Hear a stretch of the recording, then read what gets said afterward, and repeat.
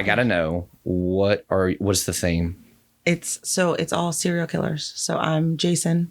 She's Michael Myers. Okay. All right.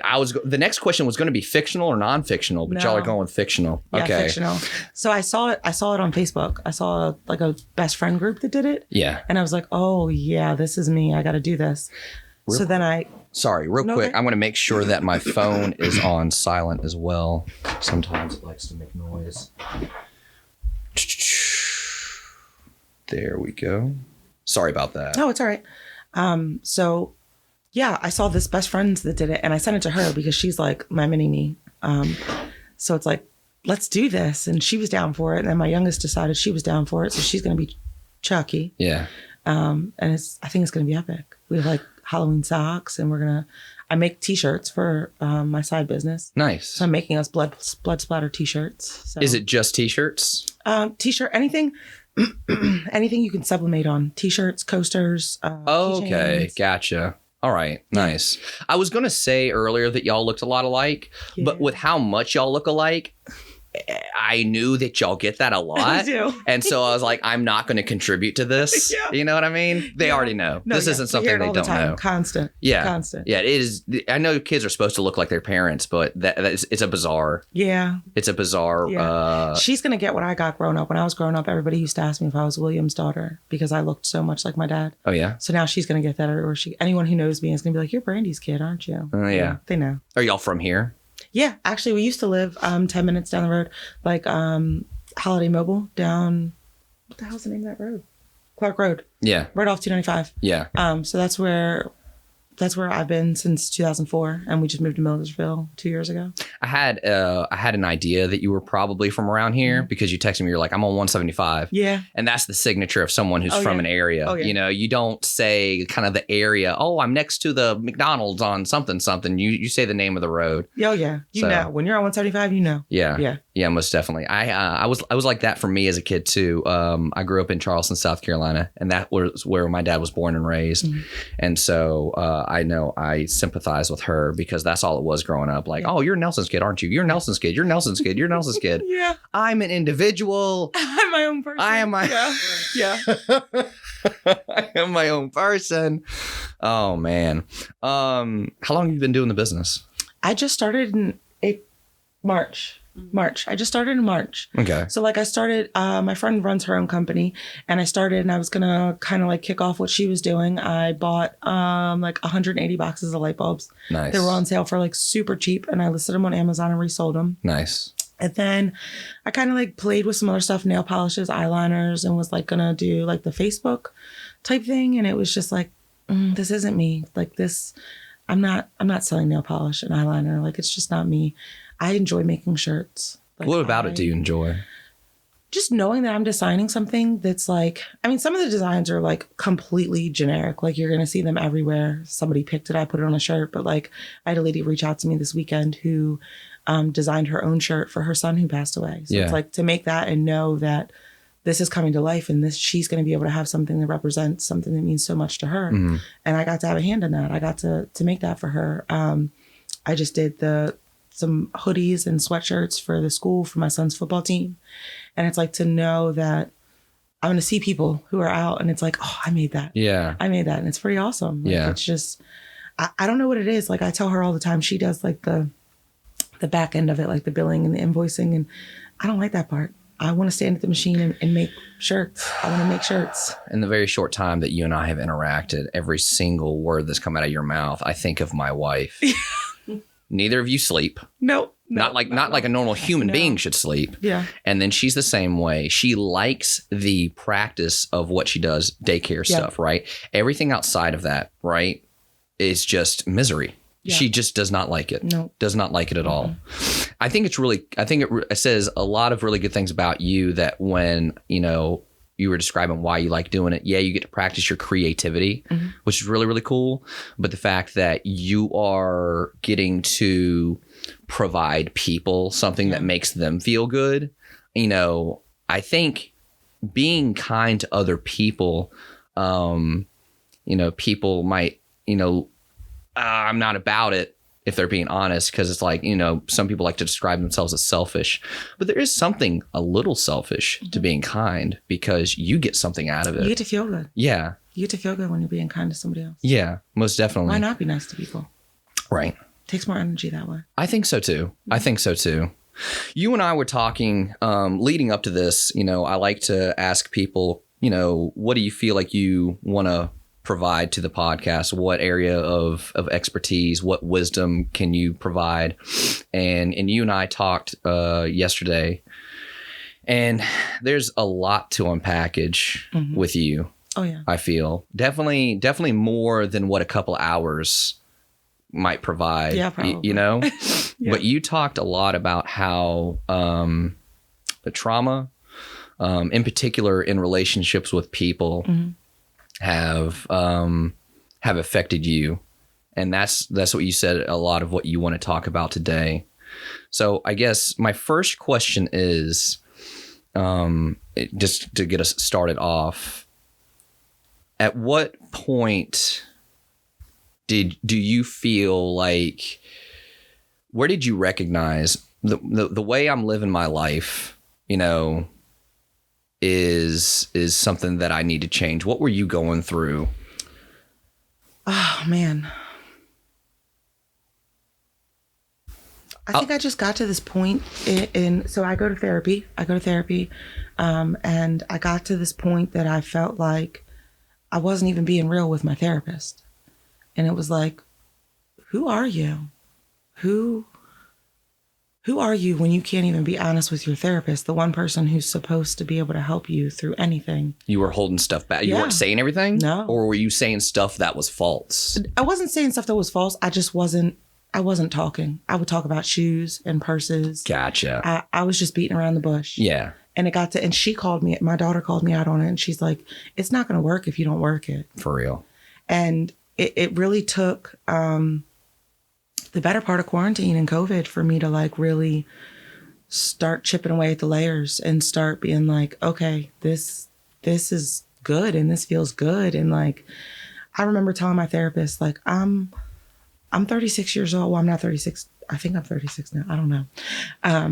You're at that age though. I'm the same way. I turned 36 in November, and it's like I have to take a long time to remember. Yeah. I'm like, where am I at? I'm either 36 or 37. I'm not sure. But I told my therapist, I'm like, I'm in my 30s and I don't own a home. Yeah. And I haven't done this and this and this. And she's like, and who said you have to? Yeah. Who said you have to at this point? And she recommended that I read But You're Still So Young. And it's a book all about 30-somethings that are like still figuring out life, because realistically, what are you supposed to figure out in your 20s? Nothing. I spent my 20s like surviving and trying to make it. And now it's like I'm in my 30s and I have a car note and a house and things that when I was pregnant at 17, I never thought I'd have. Yeah. So it really took like... She's good. She's good. No, she's good. Trust me. Trust me. Hear her. No, it's good because no. And that's just once they get a better setup, you know what I mean? Yeah. But no, she's good. It's going to happen. There's I've talked to people and they're knocking on tables and stuff like that. So it is what it is right now. It just distracted me. What's she doing over there? So like I was so hard on myself. I wasn't where I was supposed to be. Everybody else bought a house. I was still renting. Because you were comparing yourself to others. Always. Yeah. Always. And I think it's only been in the last 2 years that I really was like, I don't have to be there. I have to be where I'm at and what I'm doing, because maybe I don't want to own a house. I used to always think I wanted to own a house. And now I'm like, maybe I don't want to. There's a lot of people out there who are like financial experts who actually advise against owning a home. Really? Yeah, I know. So I'll listen to some finance podcasts, and there's a lot of billionaires who say that you need to rent where you live. Wow. You need to own what you rent out to other people. I mean, it makes sense. Yeah. So I mean, without even know that information, you're like, oh man, I need to own a home. No. There's actually a billion reasons why you don't have to. Well, you don't have to own a home or don't need to own a home. I spent my whole life like thinking that I wasn't in the right spot because I didn't own a home yet. And like I'm approaching 30 and I'm over 30 and now I'm halfway through 30. And it's like, now I rent the house that I'm in Millersville, and it's like, but I like this because when something breaks, I don't have to fix it. Oh my goodness. It's not on me. I own my home right now, and I told my wife, I was like, as soon as these kids move out, I am never owning another home ever again. I'm not going to own a home ever again. This is insane. It is. The amount of money I dump into mortgage and insurance. And God, I live in an HOA community right now. So I'm never doing that again. And then the amount that you put into repairs is just, it's not financially the smartest move you can make owning a home. Like when I think about it, I have friends who are like, well, we only pay like $1,200 a month for our mortgage. And I'm like, okay, well, my rent is a little more than double that. But when my rental flooded in May, that didn't cost me anything out of pocket. Yeah. Nothing. I would love to see someone who argues for owning a home. Yeah. I would love to, let's take someone who's rented for 5 years. Let's take someone who's owned for 5 years or whatever given amount of time, right? And let's add up not only like I said, the mortgage, right? But the insurance and whatever expenses, repairing, that kind of thing. In the time that I've owned my home, 2 years, my upstairs bathroom toilet just destroyed the floor. Oh. So the entire bathroom has to get redone. My HVAC system has gone out. That was like, I think $6,000 or $9,000, something like that. The roof is going to have to get repaired in the time that I own it. That's going to be at least $10,000, something like that. I don't know. I'm not an expert at that, but it's not going to be. It's not going to be cheap. It's not going to be cheap. No. So no. I think that good on you for recognizing. I'm at this place where it's like my house is 5 bedrooms, 3 bathrooms. I don't want to own something that big. No. I don't want to be stuck with something that big. No. As they grow up and they get out, I'm okay with like a 2-bedroom apartment. That's all I need. Yeah. Why do I need a big house? Yeah. There's so many reasons that one should not compare themselves to others. And it's just, you look at someone who might own a home, like you're the same age, but they own a home or they have a nicer car or something like that. I know friends who I'm the same age as who, they come from money. Yeah. Yeah. I joined, I'm not saying my parents were like poor, but like I knew I did not want to have to rely on whatever they could provide. Right. I joined the military right out of high school. So comparing yourself is a real quick way to be ashamed. Oh yeah. Keeping up with the Joneses it's a problem in the world in general. Yeah. Everybody always wants to be doing what somebody else is doing, be up with what somebody else is being up with. And it's like, I'm not. I wake up in the morning and I'm like, what am I doing today? Yesterday, I was supposed to work my business. I was supposed to make shirts and print shirts, and we got up and we went to breakfast, and we came in from breakfast and I took a 2-hour nap. Yeah. And I woke up from my 2-hour nap and we watched a movie. Yeah. And that was it. And 6 months ago, a year ago, I'd have beat myself up. Yeah. That I didn't get X, Y, and Z that was on my list done, that I didn't contact this person or respond to this person. And now it's like, no. Yeah. That was my day. And I was going to do what I wanted to do with it. Yeah. And now my Monday and Tuesday might be a little harder because I got to do what I didn't do on Saturday, but it was worth it. It was so worth it. The way I napped yesterday, there's not words for it. Yeah. It was a come to Jesus. Oh my God. That 2-hour nap yesterday, I woke up and felt like I had a whole night's rest. Yeah. Like it was life-changing. Them naps had touched your soul. Oh yeah, most definitely. Yeah. Most definitely, man. They do. They're little shifts in my life. Yeah. Like I wake up from a nap like that and I'm like, man, my life is different. Oh yeah. My goodness. You feel better? Yeah, most Happier, definitely. Yeah. Yeah. Oh yeah. Yeah. But I do feel that it's good on you because, I have a way of thinking, kind of like you're like, I'm going to do what's good for me. I'm going to handle my responsibilities. I'm going to do what I'm supposed to do, but I'm not going to be ashamed when I take care of myself. Yeah. And that is definitely something that is against the culture here. And at least, I feel like at least this country, I can't really say, much outside of it. But yeah, I'll make decisions that are good for me, and I'll have people judging me for it all the time. All the time. People ask too much of you, and at points I'll be like, listen, I feel Like, this is what I'm capable of handling effectively. And man, will people shit on you real quick. Yeah. Oh, yeah. Oh, yeah. Because everybody's out for themselves. Yeah. Everybody's out for themselves and what you can do for them. Yeah. And when you learn to put your foot down and when you learn to say no, people get real upset. Yeah. They get real upset. I spent my entire life being a people pleaser. I didn't want to say no to people. I didn't want to upset people. I did. I mean, there was a point when I was in a therapy session, like half broken down, really dealing and unpacking some things that had happened when my mom passed. And I blurt out to my therapist, like, oh my God, I have a dinner party on Saturday that I have to plan. And she's like, what? Yeah. Why do you feel like that when you're going through the worst emotional times of your life, you just have to add something else onto the plate? And I really had to sit down and think about that. Like, why do I? Why do I will emotionally drain myself and then still allow other things to be added onto the plate? And I don't do that anymore. Can we dig into that for a second? Absolutely. You ask yourself, why do I do that? Did you come up with answers on that? I have not come up with a solid answer. Okay. The answer that I've come up with is I've lost so much in life. I lost my mom at 10. My grandparents raised me from the time I was a year and a half, which obviously gives you, do your parents love you? Do they not love you? Why are you with your grandparents? Yeah. I lost my best friend in my 20s. I've gone through a lot of loss. So I feel like if I just say yes, I'm not going to lose anybody else. If I just do what's going to make other people happy, I'm not going to lose anybody else, because when you've already gone through so much loss, you don't want to add to losing people. You don't want to do things that might upset people. But then what are you doing for you? Yeah. What are you doing for you?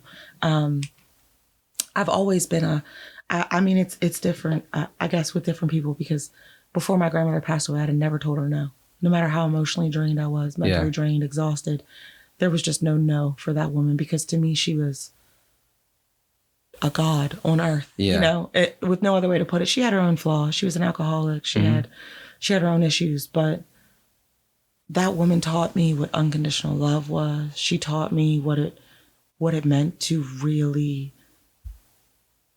be raw. And like, I've never, other than loving my kids, I've never seen love the way my grandmother showed me love. So, I mean, there's certain people that no matter what, you're not going to tell them no. Yeah. But you still have to learn how to put your foot down with other people. Yeah. You still have to learn how to put your foot down. I just recently, I went through a couple weeks ago, my friend, I do t-shirts through her business and sell to her customers. She's built up a clientele with her business, and she answers messages on the weekend, and I don't. It's a hard no for me. I'm not going to do it. Yeah. And it ended up upset her that I wasn't going to answer messages, because she was going to keep getting the messages, but it was like, you don't have to respond to them either. Yeah. You don't have to respond either. There has to be a clear boundary and a clear line, because I feel like a lot of children, adults, teenagers that have been through trauma lose their boundaries. They lose their boundaries in the trauma that they're dealing with. Yeah. And for me, that started at 10. It started at 10 when my mom died, that slowly you lose who you are, and you just want to make everyone else happy because you don't want to lose. You don't want anybody else to leave. Do you feel like not wanting people to leave? And I mean, that's an understandable feeling, you know? I mean, yeah, there's, you know, I think of the people that I have in my life right now, and how much it would hurt to have them leave in one way or another. Do you feel, outside of just the pain of losing that person that you loved, do you feel like there's a fear of losing people because one might not love themselves or might not be comfortable with who they are? Absolutely. Absolutely. Was that you at any point? Yeah, because when you go through life and you live in this bubble that my grandparents built for me, the world was sunshine and rainbows. Yeah. And you become old enough that you realize that the world is not sunshine and rainbows, and you really start to put in perspective things that have gone on in your life. And your parents essentially left you at 1.5 years. Mm-hmm. You know, my mom lived in Baltimore. My dad was in Baltimore and remarried when I was 3, had my little brother when I was 5, and I was still with my grandparents. So as an adult, I always felt like if they didn't love me enough, Yeah. then why was anybody else going to love me? Yeah. Why was anybody else going to love me if my own parents didn't? And that, it changes you. Mm-hmm. It changes who you are as a person. It changes the way you want and yearn and need attention and affection. It changes the way you parent. I mean, it changes so much of your life. And I mean, now I'm at an age that my parents weren't well off. Baltimore City in the 80s was not a place for a very pale skinned mixed child that did not fit in with anyone. And they did what they thought was best for me. And I can see that now. Do I agree with it? No, because there's never a point in the time I've been raising my children that I could ever imagine somebody else raising them. Nobody else was going to be better for them than me. Yeah. But I understand the decision that they made. They made it because they thought it was best. Yeah. But I'm not going to lie and say that there's not still days that I wake up and I'm hard on myself because, well, your parents didn't love you from jump. Yeah. You know, and it'll live with you forever. I don't think I'll ever escape that feeling. I don't know. I mean, my mom passed away. I'll never be able to heal because there'll never be able to be that conversation. No. Mm-hmm. How do you feel like that affected the way, how did you approach relationships after that? Horribly. Horrible. No boundaries. I mean, I was 15 dating a 24-year-old. I was running away from home to Middle River. And for context, to people who don't know where that is, it's like 45 minutes from where I was living. And in woods, at parties, with people I shouldn't have been with. Yeah. I look back on my teenage years and thank God that I made it. I thank God that I made it because I did things then that I should have been dead. Yeah. I should have been dead. I mean, 15 with a 24-year-old. Anyone who I thought was going to love me got my attention. Yeah. Anyone who I thought was going to be there got my attention. Whether it was the right kind of love or the bad kind of love. I mean, I say right kind of love or bad kind of love. Toxic or untoxic. Yeah. Because there is no wrong kind of love. You either love somebody or you don't. But there's toxic. Yeah. And my ex-husband we were toxic. I was 17. He was 18. Mm-hmm. He had been through his own whole baggage of his own that he had been through. Yeah. And we were toxic together. But you couldn't have told me shit. I thought I knew it all. Yeah. And then I was 17, pregnant with my now 18-year-old, walking across the stage 20 days before delivery. And I tell her, I make it known. I don't really sugarcoat a lot of things with my kids. I give them age appropriate explanations. Yeah. But I make it known. The only reason I graduated high school was because I got pregnant with you, because you were the reason I knew I needed to be better. Yeah. If it hadn't been for getting pregnant with her, God knows where I'd have been. I dropped out of school. I thank God didn't ever really dabble in drugs. But I drank, and I knew that ran in my family. I partied. I hung out with people who did drugs. You know, street racing. I lost friends in a street racing accident, but we still street raced. Yeah. We still did things that, I mean, who, at the age that I'm at now, like thinking back of going 110 miles an hour down Route 100 Yeah. during rush hour traffic, like you were asking to die. Yeah. You were asking to die, and she's the reason I'm here. She's the reason I'm here. So I imagine a lot of things you were doing, you know, getting into relationships that you were getting in, doing things that you were doing, you know, probably helped you not think about things you didn't want to think about. Oh, yeah. As long as I felt like somebody loved me, then I didn't have to deal with the fact that the people who were supposed to love me didn't. And I won't say that they didn't. They didn't love me in the way I needed to be loved. Yeah. Mm-hmm. What would you say to someone who might be going through something similar? Because, I've tried, there are people that I love, and, I haven't had the worst life. I haven't had the best life. I try to, like you, I try to provide information and advice to people so that way, hopefully they can make a better decision. But I'm sure that, when you try talking to someone, you can see it's hard for them to take what you're saying as a true lesson. Let me learn from what this person is saying and let me make better choices. Yeah. Because that desire to not feel bad things is so strong. Oh, yeah. What would you say to someone who might be going through something similar to what you were going through, comparing how you were living and trying to avoid certain bad feelings by going 110 down the highway versus now when I imagine you're much more likely to face feelings? Talk about it.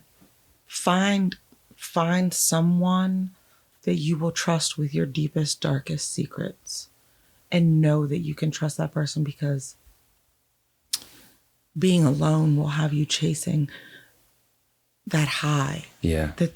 It's that serotonin, that release that you're constantly needing. I feel like people who go through traumatic things as children constantly need that high. They constantly need that adrenaline rush. Find something else to give it to you. Now I get that adrenaline rush after a 12-hour day of pressing shirts. Yeah.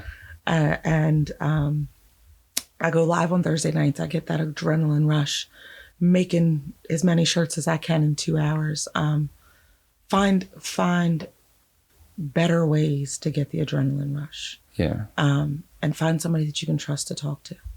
Because being a teenager or a young adult that needs that feeling to be able to drown out all of the other bad feelings is going to lead you down the wrong place. Did you start making this shift in your life? You earlier you mentioned COVID.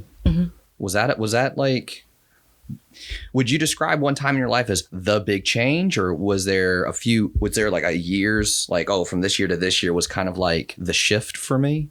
It was when COVID started. When COVID started? I had no choice but to get my shit together, for lack of a better word. I had no choice. I wasn't living a bad life. I had a nice house. I had a nice job. I had a nice car.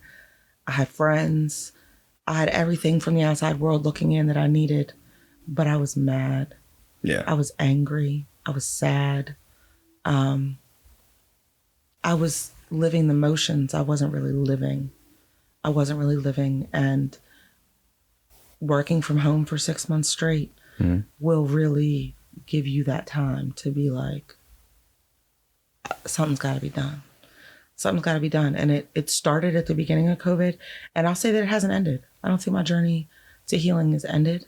I don't know if you ever really finish healing. I feel like it's just a process, and you heal different aspects, because in June of just this year, I was suicidal, and I was very concerned that I was not going to make it to see another day. And I woke up and I quit my job because I knew that there were some things that I couldn't control that I was feeling, but I could control that this toxic work environment was not making it any better for me. Yeah. And I woke up and I went to work that day and I cleared out my office and I didn't speak to anybody. I left. And I'm not proud of it. I should have. There was probably better ways to handle it. But when I woke up that day, I knew it was me or them. Yeah. And for the first time in my life, it was going to be me. Yeah. It was going to be me. It's a bizarre, it's a very big, that's a very big change. Yeah. That's a huge change. And something finally, I'm sure it wasn't one thing. I'm sure it was years of things building on top of each other. Yeah. For you to do something like that. It's either them or it's me. And for the first time in my life, it was going to be me. When you felt yourself suicidal again, because I've talked to people, a lot of people who've been suicidal in the military. Suicide's huge. Yeah. I've been suicidal before. What kept you from going through with something like that? My children. I'm all they have. I mean, they have grandmas and grandpas, but I'm all they have. I'm their safe space. And if I'm not here, no matter how bad I feel or no matter how bad I hurt, I could never, ever in my life intentionally do something to hurt them. And there was times that I laid in my bed through what I was going through and really like contemplated, if I take this bottle mixed with this bottle, maybe that'll be enough. Yeah. Or maybe it'll just look like it was an accident so that nobody really knows that I did it, because suicide is perceived as weakness. Mm-hmm. Feeling that is not weakness. Feeling that low is not weak. Understanding that you're feeling that low is strong, to be able to see and say that you're feeling that. But any time I ever got close enough that it was like, if I mix this bottle and this bottle, or there'd be times I'd be driving down the road and it'd be like, if I just go fast enough and veer off, it'll look like an accident. One of them would call or send a text, or I like to think that all parents are connected to their children, but I really like to think that I'm connected to my children in a way that I just can't even explain, because they don't know I need them. But at those times that I was feeling the absolute worst and darkest of my life, they would send a funny TikTok or a funny story, or they'd call because for no other reason than to tell me that little brother's wearing older sister's jeans. Just things. Yeah. It didn't really matter what it was. It was just the timing of it that was very bizarre. Always. Yeah. How would you describe your relationship? Or first, do you feel like, was there a reason why you were feeling like that? Because sometimes there's just not a reason. Sometimes people it's just there. There wasn't a reason. I mean, at the beginning of COVID, I started unpacking some really deep things with my family and my brother, and the ways I felt growing up and ways that I felt as an adult. But what I went through, it started in like February of this year. I couldn't figure out a reason. And I think that was the hardest thing, because if it doesn't make sense, it just like, how can you wrap your mind around it? And it was like, I don't know. I just don't want to be alive. Yeah. My kids are happy and they're healthy, and I have a home and a job and a car, and everyone's healthy in my life. And up until this point that I woke up feeling like this, I was doing better and I was feeling better and setting boundaries in my life. And it was like, I just woke up one day and a bulldozer just knocked me down and was like, not today, not today. And that not today lasted through like mid-July, from like February to like mid-July, that there was literally times that I was worried for my safety, and I would reach out and consciously say, I don't want to be alone today. I need somebody to stay with me. That's big. Yeah. That's really big. Mm-hmm. I feel like that, I don't know. I feel like suicide and the feelings that lead to it, man, it's like its own area of study. You know what I mean? And I think that the people that I know of that have committed suicide, I feel like if there is a difference, and I'm sure there's many, many differences, but one of the biggest ones I feel like is the people who reached out for help versus the people who didn't reach out for help. Because you might be lucky and you might have someone notice, and you might have someone do all the right things and say all the right things at the right time. But how likely is that, you know, for you to be able to recognize that? How would you say your relationship with yourself was then versus maybe right now? Do you feel like you're at your best right now? I do. And it's so crazy because like my relationship with myself, even then when I was going through it, was like, it was constantly my brain telling my heart, we're okay. We're going to get through this. It was like this whole inner battle that I was going through, that like parts of me wanted to die, but like parts of me knew it's not over yet.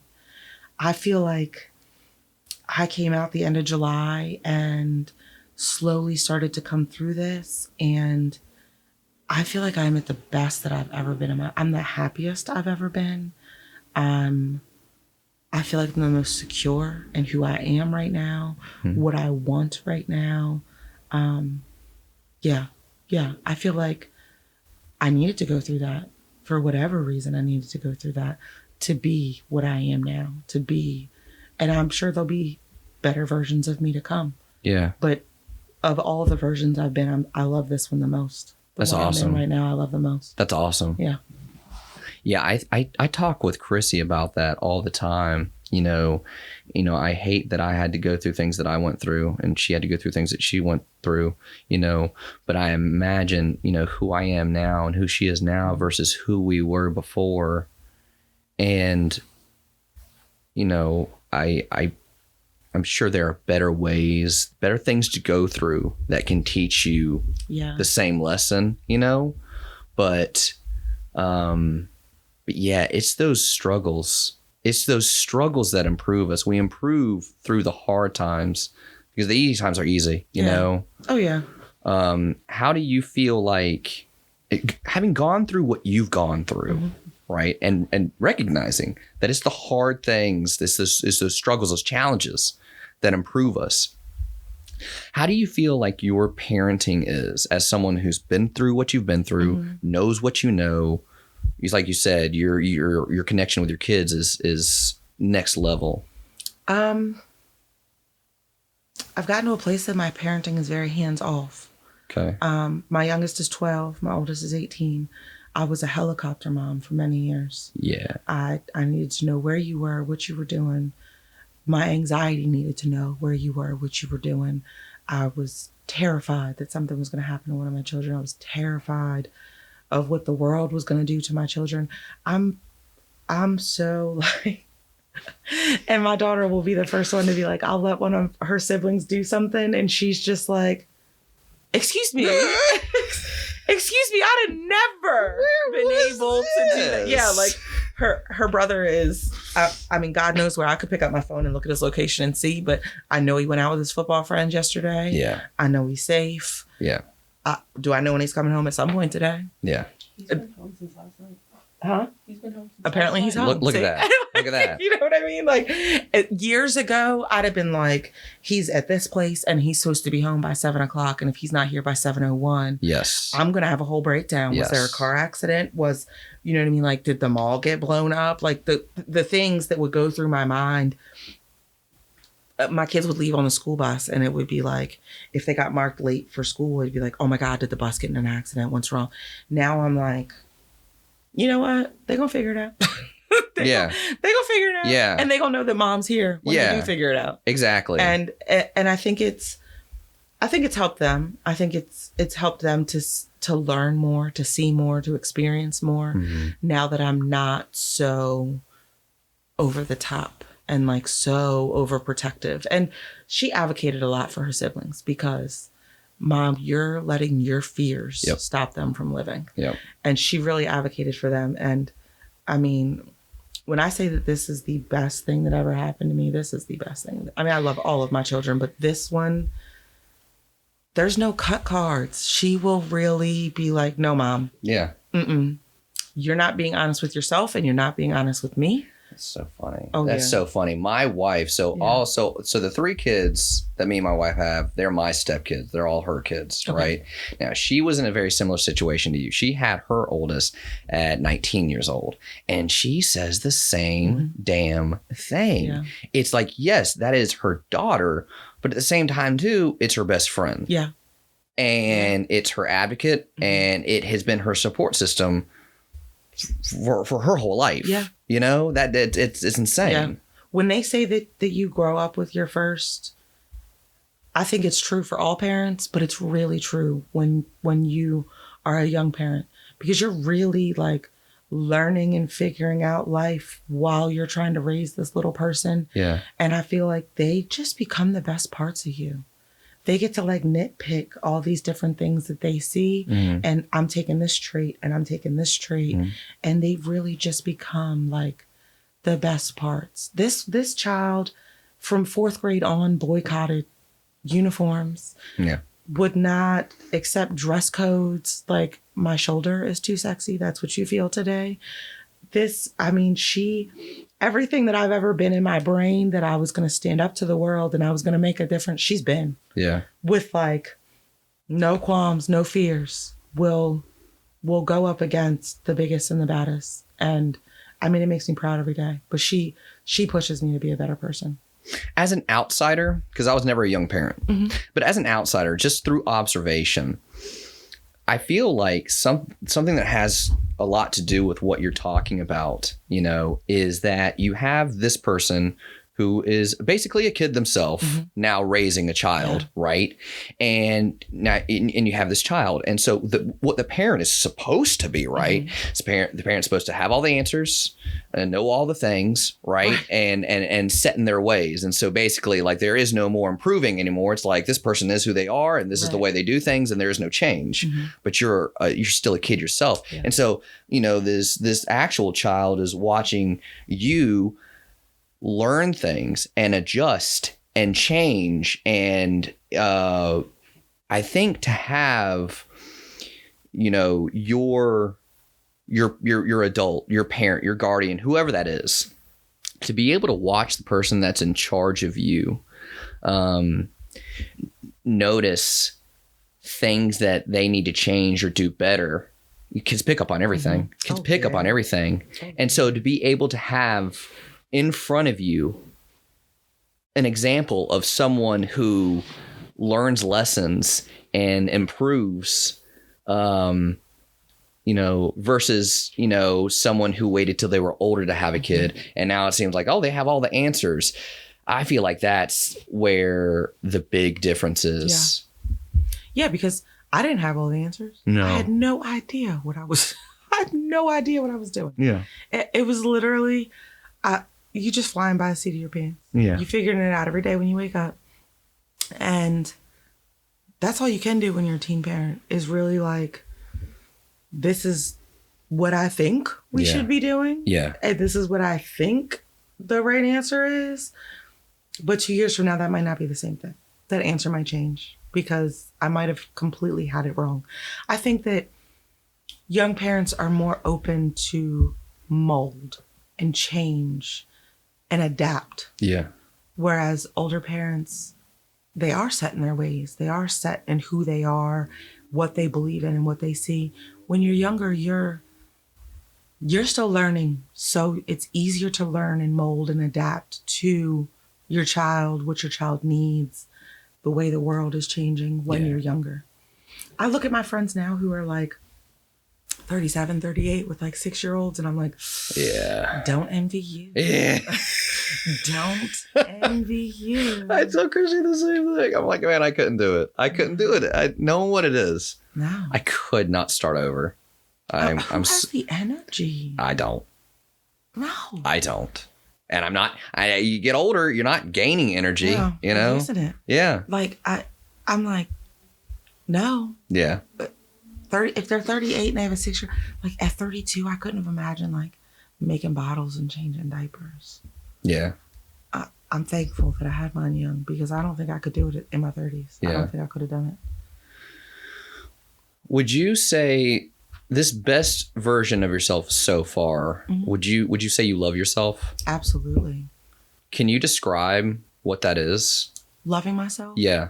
Knowing my value, knowing my worth, waking up and being happy with myself, the decisions that I've made, the path that I'm on, the people that I choose to allow in my life or don't. Yeah.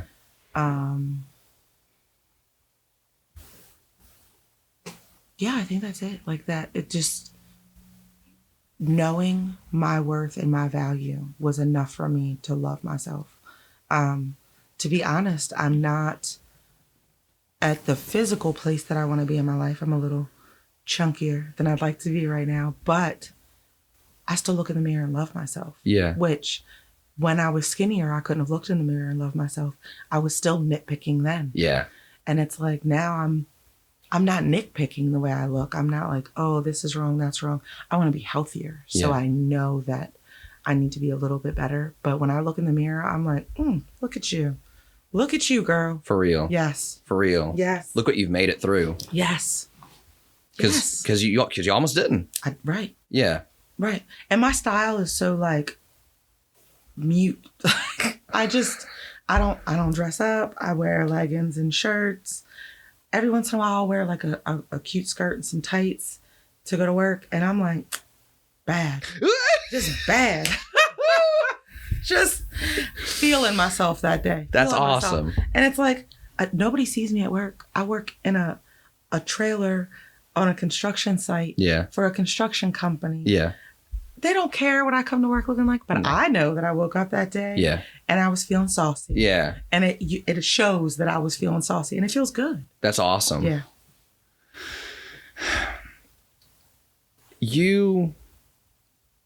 The points you've been to in your life versus where you are now. I have kids, and I'm watching them kind of come up, and I have at least one people pleaser. Yeah. I know that much. Yeah. How would you describe the feelings when you were a people pleaser and saying yes to everyone versus now, you know your worth. I imagine you know your limits.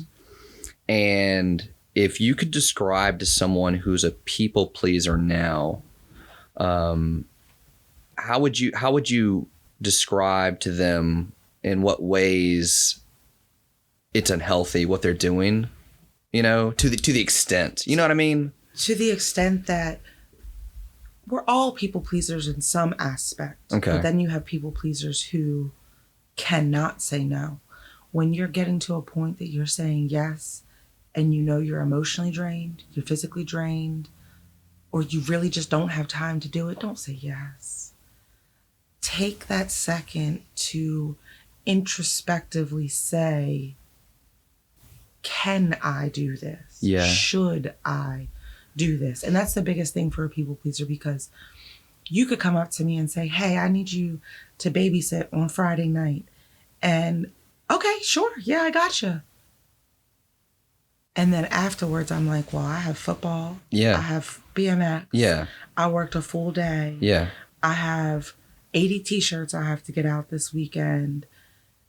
No, I can't babysit. I'm sorry.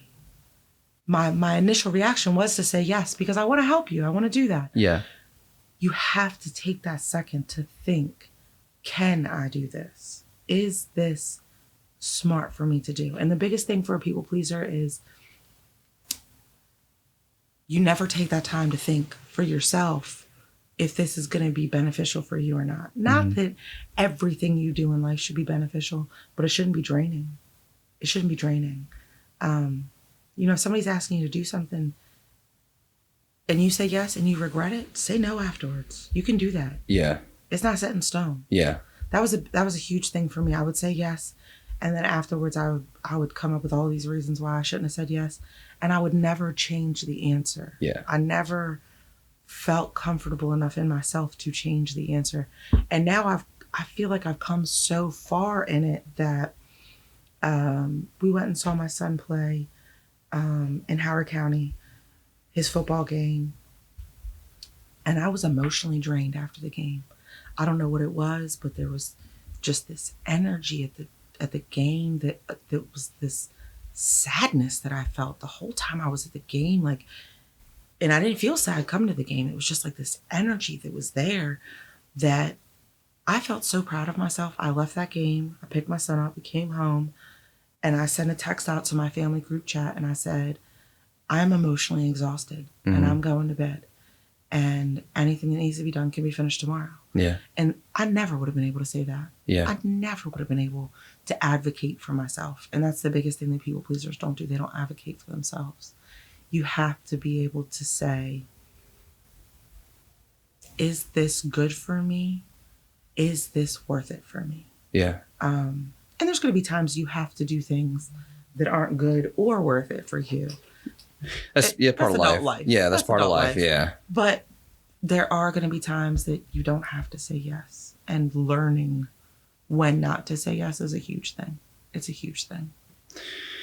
Do you feel like there's, for things that you've been through, do you think that there are things, and I can think of a lot of things, a lot of answers to this question, but do you feel like in our culture and in our society that there are things that can be done to alleviate some of the unnecessary problems that we put on ourselves?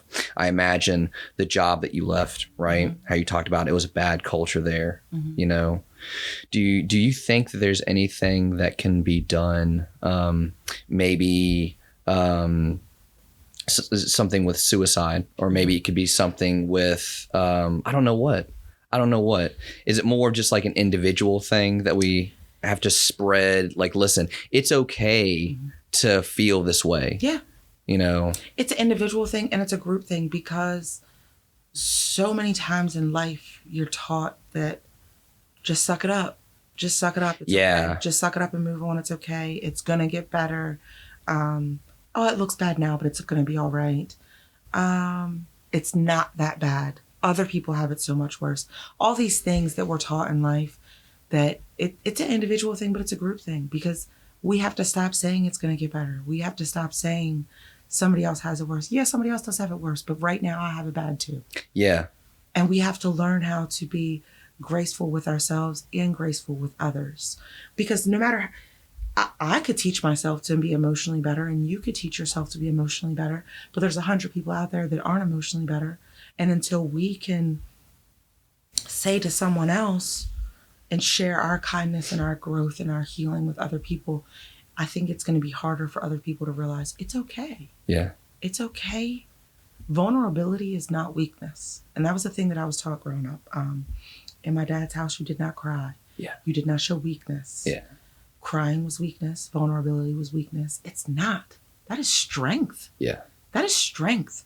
To be able to look inside yourself and be vulnerable and tell somebody else, I've been there. I've wanted to die. I've felt what you're feeling. Let's work through it. Let's talk through it. That's not weakness. No. That's not weakness at all. You know who you would really dig? I love plugging books that I've read. Mm-hmm. Have you ever read Brandi Brown before? I feel like that. I think she's the one who wrote But You're Still So Young. But You're Still So Young? I have a lot of her books up here. But The Gifts of Imperfection is one that I'm going through right now. And it talks a lot of the things that you're talking about right now. Just forgiving yourself, being kinder to yourself, vulnerability. She is a huge advocate of vulnerability is a strength, not a weakness. Yes. I like asking people a question at some point, usually, after I've gotten to know them a little bit better. But there's the books, another one, where is it? The 7 Habits of Highly Effective People. Okay. Have you ever read this one? I have not. So in it, he goes over 7 different habits. And one of the habits of highly effective people is beginning with the end in mind. And so my question that I like to ask is, if you've thought about, like, by the end of your life, right? Where do you want to have gone, like, you as a person? And some people like, well, I haven't thought that far ahead. Are you thinking of like the next milestone, that kind of thing? At either the next milestone or by the end of your life, who do you want to have become as a person? Yeah. Have you thought of that? I really haven't, because I'm still in this journey and so deep in this journey. Yeah. And like just found this first version of myself that I really like. And I feel like as I peel off more layers and get to know myself even more, who knows where I'm going to end up? Yeah. I do know that if I can help one other 17-year-old girl with her head in her ass. Yeah. Thinks she knows everything and doesn't need love, and she's tough and she's this and she's. If I can help one girl realize that you don't have to be that person, Mm-hmm. you don't have to put on that exterior, then I accomplished what I needed to in life. You know, I think it would be a really cool idea. Mm-hmm. I think it would be a really cool idea if either you, or if you want to, you and I, every once in a while, I think that there should be an episode where maybe we have someone, you know, a 17-year-old girl, maybe, Yeah. you know, maybe someone who's going through something like that, you know? Yeah. And it could be like, because I know therapy is a really hard thing to come by. It is. And neither one of us are therapists, No. right? But like you said, talking about things, you know? And that's a big reason why I'm doing this is because I would like for this conversation to reach some 17-year-old Brandi who's going through all that shit right now. You know what I mean? Yeah. But I think you could provide a lot of help because you've been through it, you know? I like to think that 17-year-old me would have never listened to Brandi. 17-year-old me would have never listened to who I am now, because I'd have been like, oh, you think you know everything. You think you know it all. I like to think that now when I sit down and talk to a kid, and even my own kids, we have a rule in our house that call me, text me. Yeah. I don't care where you are. I don't care if you're drunk. I don't care if you got high. I don't care if you lied and went somewhere you weren't supposed to. I'm coming. I'm coming, because a lot of the decisions I made as 17-year-old Brandi were because I did not have that safety of that one person that I knew was going to be there at all times. And it's not just for my kids. I like to think that my kids' friends know that too. Yeah. I like to think that my kids' friends know that they can come to me. I would love to sit down and hear from someone who's 17 and what are you feeling? Yeah. Why are you feeling that? Let me tell you from what I lived, it does get better. Or let me help you walk that path. You don't have to walk it alone. I think that's the biggest thing. You don't have to walk it alone. I walked it alone, and I had support. I had people who loved me. I had family who loved me. But I still feel like I walked it alone. Yeah. Because the people who love me have only ever been able to love me from arm's length, because I've never let anybody in past arm's length. Tell you what, those walls. Yeah. Those walls. They're deep. Yeah. They're deep. My wife has been through similar experiences. And like you said, you know, is there ever really a point where you've truly completely healed? No. Probably not. Probably not. And man, when I tell you, you two are birds of a feather. Yeah. I'm telling you right now. I listened to her podcast. I listened to your podcast with her, and I was like, I feel like I love this woman. I've never met her. She's amazing. Yeah. She's amazing. I tell her all the time. I try to tell her, I mean, at least once a day, I try to tell her, you're the best person that I know. Yeah. I'm not bullshitting her either. I'm not saying that just because, you know, she's my wife, but like, no, like for real, she is. Because she has been through the ringer several times. And I think you and her, and I think anyone who's been through stuff, you know, not saying that you should feel obligated, right? But you and people like her are in a very extraordinary position to be able to be that person that you didn't have. Yeah. You know?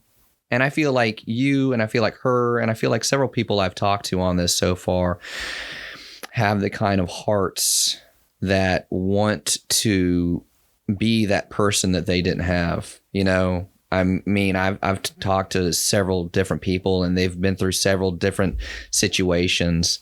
And I think that's something that so far everyone has had in common, is that you all seem to want to help out in whatever way you can. Yeah. Do you feel like you as a parent, do you feel like your kids, what kind of trajectory do you feel like they're on? I mean, a better one that you were on? Yes. I imagine so. I absolutely, yes. What? I have to turn around and look at her. Yes. I mean, we got Adriana here, and Adriana, I don't want you to feel obligated. You don't got to say nothing, right? You don't got to say nothing. But I mean, I think that just with what your mom has been through, you know, what would you say is something about you that compared to your mom, do you feel like you're better off in a certain way? Do you feel like there's a certain strength that you have? I feel like the things that she's been through has taught me a level of resilience that you don't come by very often. Yeah. I feel like I have the power to do any and everything. That's nuts. Against any and everybody. That's nuts. Yeah. If there's one thing I've instilled in my children, that I have told my children from, I mean, before they could even talk, that they could do anything. That's crazy. That they could. That there's lack of confidence is a huge issue. Yeah. I feel like it's not just like a young man or a young woman problem, you know, but I got a son and I got daughters. And I would be lying if I said that I didn't experience a lack of confidence more often in my daughters. Yeah. So that's crazy to hear. That's really, really cool. You need to bottle up whatever you got, sell it, because there's more of it. I'll tell you that the daughters experience it more because women live their whole life being told what they can and can't do. You can't wear a tank top to school because your shoulders might be too much. Yeah. You can't wear a crop top because your midriff might be too much. Yeah. You can't wear that mini skirt to the bar because you might entice the wrong person. Yeah. You can't drink too much. You can't leave your cup out. We're constantly told what we can't do. Yeah. Who tells women what they can do? I feel like women get restricted a lot more on their actions. Mm-hmm. I feel men get restricted a lot more on their emotions. Yeah. Oh, yeah. I feel like there's so not to say that women aren't told, hey, don't act like that. Yeah. You're acting like a bitch, you know, that kind of thing, you know. I take that as a compliment. You know. Yeah. You know, I feel like, you know, I'm not saying like it's exclusive to men or women, but I just like, I sort of feel is more prominent in those areas. Y'all are told, don't do this, don't act like that, don't dress like this, don't do these things a lot more. And men are always told, don't cry, don't show emotion. Yeah. Don't do, why? Yeah. Why? Because there is nothing that will touch me more than a grown man crying. Yeah. Because that will tell you that he is really in touch with himself as a person. Yeah. Her and I had a very in-depth conversation when Kobe Bryant died. Kobe Bryant's death taught and showed the world that men grieve in a way that I don't think the world had ever seen before. Yeah. I don't think I had ever seen so many grown men cry, grieve for someone that they had never really even met in person. I think that's because a lot of, so their masculinity, right, goes to a level of toxicity. Yeah. I feel like on the other end, there can be toxic femininity, you know? I feel like Kobe Bryant, and you know, I admire the way Kobe Bryant pushed himself. You know, I'm not gonna claim, I know this guy, you know, anything like that, you know. But if you just read some of the things that Kobe Bryant wrote and you listen to some of the things Kobe Bryant said, you know, he was about pushing yourself, making yourself better. And I think, you know, for anyone who looks up to that kind of mentality, he was a role model. Yeah. Oh, yeah. And I think he's a role model for a lot of men. Oh, yeah. So much to the point that, you know, you're right. That was a huge loss. It was an eye-opening experience to see, like, men grieve. Yeah. Because you don't see that. You see it in personal situations, you know, like with your own family, with your own friends, but on such a worldwide level to see this many men grieving, I think it was good for the world to see. I know it was good for me to see that they feel too. Yeah. That they're not just on this pedestal that like men don't feel. They're fine. They're okay all the time. Men feel too. Most definitely. Raising teenage sons has taught me that men feel too. Because boy, will my sons, you will never know that they're feeling. You'll never see them crying. You'll never see them sad.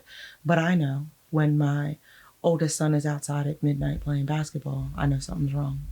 When my youngest son is curled up in bed with me not speaking, something's wrong. Mm-hmm. They don't grieve. I don't think they grieve or deal with emotion the typical way that you're used to, crying, sadness, hugs. Yeah. But in their own way, you see it. I know that there's been times that I've looked outside and I've gone outside and turned my high beams on because it's midnight and my son just wants to play basketball. And I have no idea what's on his chest. Yeah. I'm not going to push. I'm not going to pry because he knows that when he's ready, I'm there. Yeah. But to know that he's learned some outlet, not bottling it up, whatever the outlet is. Exactly. I'm proud to know that he has some outlet. Yeah. Because so many men, boys, don't have any outlet because they're never allowed to show any type of emotion. Yeah. Yeah. Most definitely. My son right now, I'm experiencing that. I can definitely tell this kid, he does not allow himself to express emotions. My oldest has such a hard time with confidence. My 9-year-old weighs 45 pounds, soaking wet. Yeah. And at times she'll be like, I'm fat. No. Yeah. Yeah, already.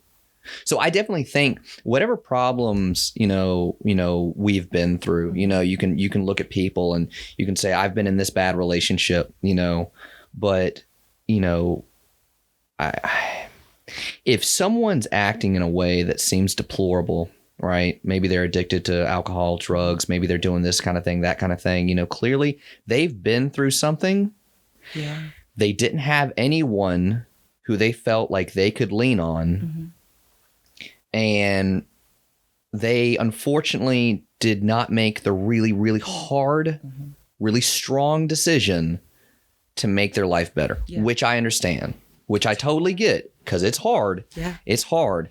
But I feel like a lot of the work we need to do in this world starts with how we raise these kids. Absolutely. Starts with how these raise these kids. Absolutely. You can be whatever weight you want to be. I want you to be healthy. Yeah. But just because maybe you weigh a little bit more than what you want to weigh does not make you ugly. No. You can feel whatever emotion you want to feel, and you're still a man. That doesn't make you any less of a man. And these are definitely these are lines of thinking that we've just got to get rid of. Yeah. Most definitely. Yeah. I will tell you that last year there was a football game that we played in Delaware, and one of the players got hurt. He got really, really hurt. They were waiting for an ambulance to come, and you could feel, the whole crowd could feel the sadness coming off the field from the boys. But I saw 70 boys hugging each other. Yeah. And crying. Yeah. And whoever the parents of those 70 boys are, as sad as that night was to see that boy hurt. He's great now. He's fine now. He's Good. Collarbone. Good. As sad as it was that child had to get hurt that night, I think every parent in that stadium got to see something different that night, something that we wouldn't typically see from our football playing for real, right? Sons. Yeah, never. In one of the most masculine, roughest, toughest situations you can be in. Yeah. To have all that emotion. I had goosebumps. That's crazy. They literally, they prayed together. They kneeled together. You could hear sobs coming off the field. But to know that in that moment, every one of those boys felt safe enough with each other that it didn't matter that there were 200 other people watching them. Yeah. They felt safe enough with each other that they got to feel. That's crazy. And that's huge. Yeah. That's huge. That's massive. Yeah. Man. Yeah.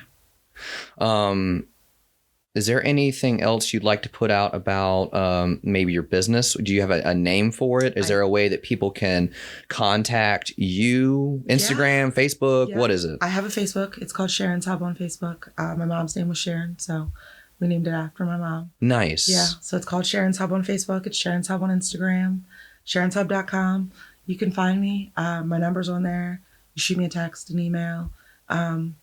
my boundaries. I'm setting boundaries. So if you don't hear from me on a weekend, Yeah. I'm not ignoring Here are the you. working hours. Yeah. You Well, know? typically I like to tell people that I will typically answer my messages between 8 a.m. and 8 p.m. You might, by chance, some nights get a message from me as a response to something at 10:30, 11 o'clock. Yeah. It's not going to be an all the time thing, but if I'm laying there and I can't sleep, I might. Okay. But it's not regular. My regular hours are 8 to 8. That's what you get from me. And I make sure it's on the weekends. So I'm not typically answering messages on the weekend. If you get a message response on the weekend, it's coming from the little one. Gotcha. Because I'm in my creative zone on the weekend, and that's what I like. As you should be. I love it like that. Yeah, we all got those things that we're good at. You know, you got to do some things by necessity. Yeah. But I'm the same way. My wife's the same way. We thrive in some areas, and in others, it's just like only by necessity will I do it. I had to bring her in. I was like, I haven't put invoices in my spreadsheet since like April, May. I could not tell you what my expense to my revenue. I mean, I know I'm making money because I'm clearly still going and I'm still thriving and I'm not taking. I have a whole separate account for it, so I know I'm staying up, but I don't know what my profits or loss is. Gotcha. I don't know anything. I don't know. She said. Mm-mm. I don't. I'm like, and like we bill for whatever we did that week, and she's like, "This is what you need to do," and I'm like, "But I want to just order more prints. I want to do." Yeah. She gotta keep me in line. So, is this your first grandchild? This is my first. Is this it? Baby. Congratulations to the both of you. Yeah. Congratulations. When's the date? October 27th. October. Oh, yeah. Okay. I remember you said it was really close. Yeah. Man, oh man. I'm stoked. Yeah. If you had asked me 7 months ago, I'd have told you I was terrified and sad. Yeah. Really? Well, I mean, she was 18. She was 18, and I had so badly hoped that my child wasn't going to do what I did. But, yeah. But she's the same age as I was, but she's not the same person. No, she's not. She's years past where I was. Think about how much of a support system she has and just you. Yeah. You know what I mean? A whole huge She difference. sounds set up, you know. Oh my God. There's no guarantees in life, but she definitely sounds like she's in a much better spot than you were in the same position. Absolutely. So that's awesome. Yeah. And I meant what I said. I think that, you know, if it's just you, I think if you want to come back on at any point, you know, and we could keep on providing guidance and in the hopes that it could help, you know, anyone. Even if it's one person. I think that'd be really, really cool. Yeah. Because I think that you have, I think you have a huge heart. Okay. I think that you have a lot of wisdom, and that only comes from being down on the shit. Yeah. You know. Yeah. So, I appreciate y'all both being here. I really, really do. Thank you for coming along. Hanging out. Yeah. I just tag along for everything. No, I think that's cool. I honestly will tell you that I was going to do this, and I said I was going to do this. My nerves kicked in high gear. Were you nervous during this? Not during this. Leading up to this. Leading up to it? This week leading up to it, I was just like, what am I going to say? Yeah. Am I going to say the wrong thing? Who cares if I say the wrong thing? That's what I tell myself. Who cares? You know, and I was nervous before I started this. And if you listen to the first couple episodes versus the episodes, like, you know, I'm only on, this is number 9, I think it is. Yeah. You know, I already sound different. Yeah. You know, because at first I was like, oh God, I got to make sure that I calculate every single word. And I'm not as scared about it anymore, because you're right. You know, you got to be authentic. You got to say what's in your heart. And I feel like I love your podcast because they just flow like a conversation. And that's what I'm going for. That's what I'm going for. Yeah. Most definitely. I hope y'all enjoy the rest of your day. Absolutely. Good luck with the pictures. Thank you. You know, I put a picture up on so when it goes up on YouTube, when it goes up on like Spotify and Apple and all that kind of stuff. So if y'all get y'all's Halloween pictures, I think it should be one of those. I think that'd be epic. I think that'd be really sick. Yeah. Awesome. Well, again, thank y'all so much for being on. Thank you. Everyone, thank y'all for listening. Have a good day.